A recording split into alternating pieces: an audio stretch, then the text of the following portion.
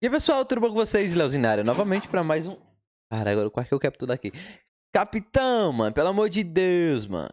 Pelo amor de Deus, mano. Bora trazer Jojolion pra nós? Vamos trazer Jojolion? Bora trazer Jojolion parte 2, filho?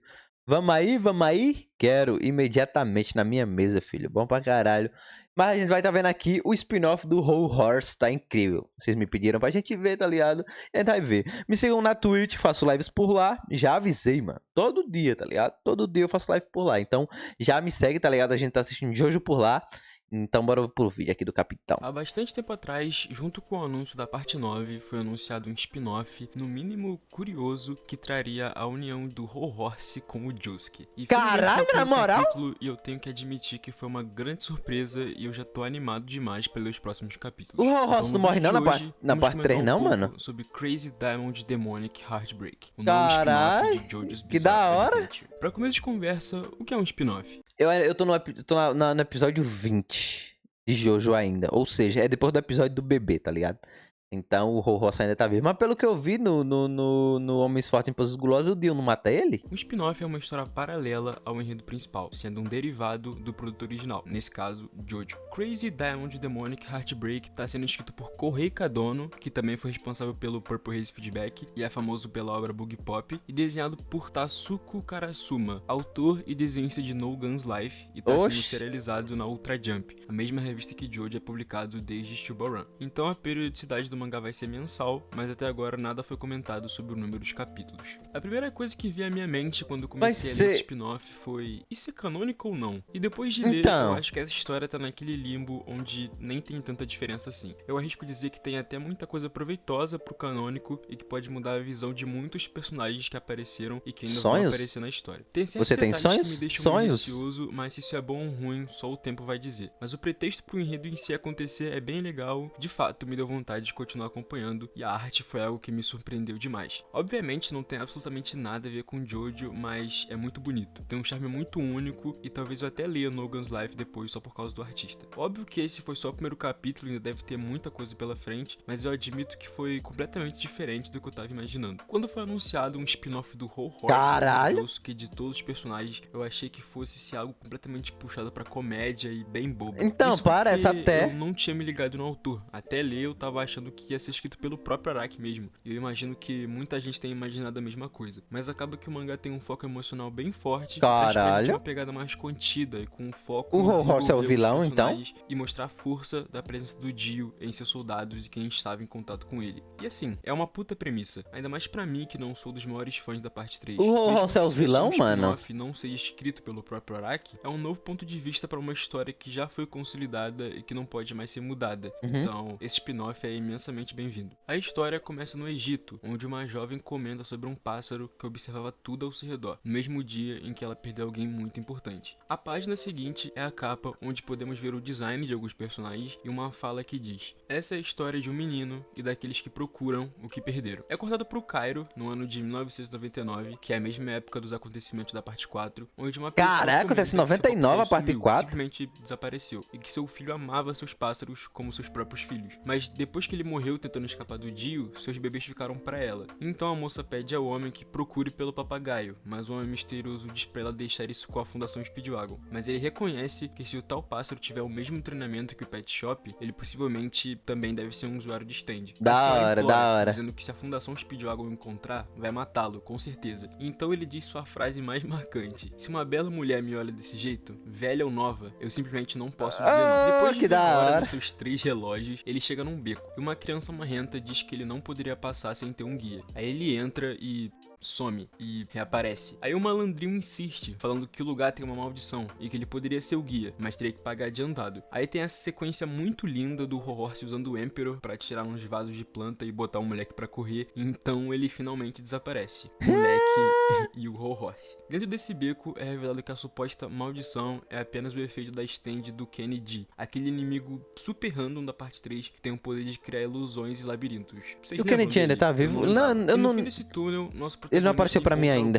Muito familiar, a usuária do Bastet, Maria. Ela pergunta se ele já não deveria ter se aposentado. A Maria é uma delícia. E pergunta se ele pode levar os irmãos com ele, Oingo e Boingo no caso. Mas ele diz que é o Boingo com quem ele precisa falar. Então a Maria pergunta pergunta se ele ainda tem sonhos, o que dá sequência a um diálogo muito interessante e que me pegou completamente desprevenido. Ela diz que ainda tem sonhos de como as coisas eram antes e acorda suando frio. Ela sonha com Dio, ainda lhe dando ordens pra matar o Joestar, e simplesmente não consegue fazer mais nada além de se desculpar, traumatizada, além de se rastejar pra ele como se fossem as únicas palavras que ela sabe dizer. Ela se questiona do porquê ainda o chamar de Lord Dio nesses sonhos, ainda que tenham se passado 10 anos desde sua morte e a Fundação Speedwagon tenha dito a ela das coisas horríveis que ele fez. Ela simplesmente não tem a convicção e parte dela ainda pensam que seu verdadeiro eu só existia enquanto esteve sob as ordens. Caralho! Ela se sentia radiante de devotar seu corpo, alma e existência a ele, mesmo tendo certeza de que não foi dado a ela um parasita de carne. Não era só sua stand que era extremamente poderosa, mas a sua própria presença, o seu jeito de andar e falar.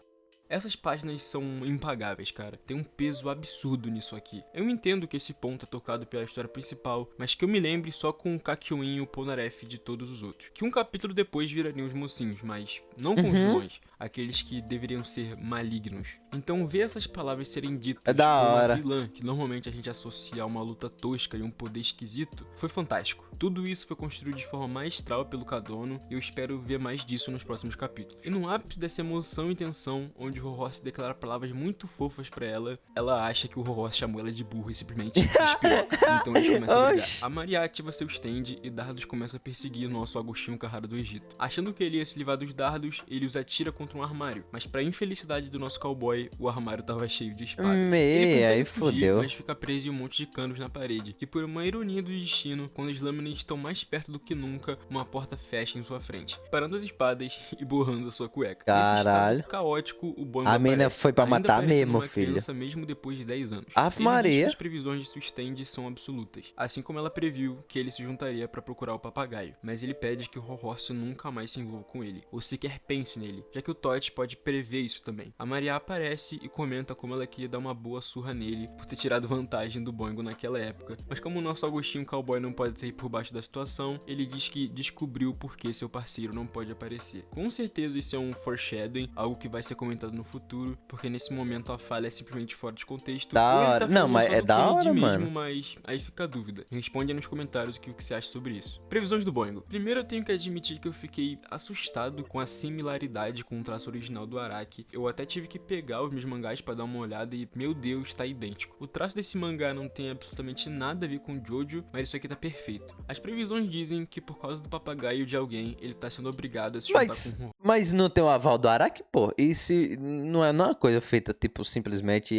vamos criar aqui por fora? Eu acho que não. Rohorse de novo. E se isso já não fosse o bastante, eles têm que ir pra uma cidade com um nome muito esquisito. E essa cidade é Morio. Sim, Morio. É muito conveniente. Muito. Mas eu sei, eles sabem, todo mundo sabe que o que a gente gosta mesmo é de fanservice. É claro. A gente gosta mesmo de ver os personagens antigos de volta, entendeu? Fazendo bobagem. Ninguém reclama, todo mundo saiu feliz, eles vendem mangá. Então, literalmente, todo mundo sai ganhando. Somos levados pra Morio, onde uma jovem visita um túmulo desconhecido. Ela diz que entrou pra universidade e não acredita que já fazem 10 anos desde que ele se foi. De repente, ela é tomada por um flashback do Dio, a chamando, Do nada? então descobrimos que seu nome é Ryoko. Ela se pergunta, o que aconteceu com você?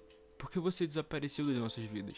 Você era meu primo. Por que Noriaki. você não me conta? Que é o Noriaki? Kakyoin? Isso aqui, eu ainda tô em dúvida sobre isso aqui, eu admito. Essa altura do campeonato, é mais que óbvio que eu não sou um dos maiores fãs do Kakyoin. Eu sempre achei ele um personagem fraco, mal desenvolvido e muito mal utilizado Mano, eu dei o capitão por não gostar do Kakyoin, mano. Pelo amor de Deus. pela Araki. Então, isso aqui me deixa numa dúvida bem grande. Eu não sei se eu fico feliz por esse spin-off tentar dar uma luz pra história do Kakyoin, ou se eu acho muito engraçado o fato do personagem ser tão ruim que ele precisa de um spin-off pra fazer ele ficar bom. Mas vamos ser otimistas e ficar com a primeira opção aqui. Eu acho que eu já dei hate demais no menino. Depois de visitar já o mesmo. túmulo do seu primo, que por algum motivo desconhecido tá em Morio, a Ryoko simplesmente encontra o Tot largado no chão. Nas previsões, ela lê, de repente, Rohorse escuta a voz de Dio e começa a entrar em pânico. Nisso ela escuta alguém vindo e esconde o Tot. E quem vinha era ninguém mais, ninguém Rohorse. menos do que o próprio Rohorse. Caralho, o pai é que procurava estiloso, hein? pelo cabeça O pai é oca do Boingo. estiloso, O que hein? me deixa muito confuso é como ele se deu o trabalho de ir até o Japão, mas continua com roupa de cowboy e com um palito na boca. Isso que realmente significa não perder a essência, eu diria. Né? Mas no meio da multidão, de repente, ele escuta a voz de Dio.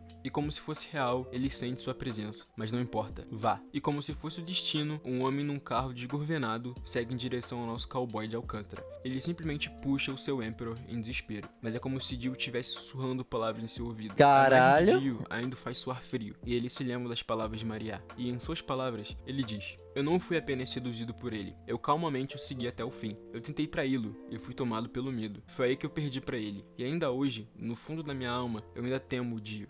No ato de desespero, ele atira num pneu do carro, que capota e voa em sua direção. E simplesmente, do nada, o carro voa. Longe. E num lapso, ele percebe uma marca de soco no carro. E é dele mesmo, o menino do coração de ouro, Higashikata Josuke. Ele pergunta sobre a arma que vem em sua mão, pergunta se ele tem o mesmo que ele. Então, no ápice do seu jeitinho cativante, ele diz que mesmo se fosse do mesmo tipo, ele não vai ficar de parceirinho com ele. E no ápice do seu jeitinho marrento, Josuke diz que vai fazer ele contar quem diabos ele é. E é com o confronto épico que o primeiro capítulo acaba. Caralho. De forma absurda. Da Esse hora. primeiro capítulo foi uma quebra de expectativas absurda. Eu tava esperando algo completamente da hora, diferente. porra. Uma comédia explicitamente boba e completamente sem nexo e contexto envolvendo o Horse e o Josuke, escrita pelo próprio Araki. Mas o que me entregaram é um mangá com bastante emoção e sentimentalismo escrito e desenhado por dois grandes nomes da indústria. Foi uma ótima surpresa e eu acho que eu nunca tive tão satisfeito com um mangá que eu não dava absolutamente nada. Eu recomendo absurdo de vocês caçarem esse primeiro capítulo pra ler e curtir a experiência por você mesmos. Vale muito a pena. O mangá tá sendo serializado na Ultra Jump, então vai ter um espaço grande de um mês entre um capítulo e outro, e eu acho que é um produto muito interessante com bastante potencial pra gente curtir enquanto a parte 9 não sai. Eu acho que é isso, meus crias. Muito obrigado por ter assistido até aqui.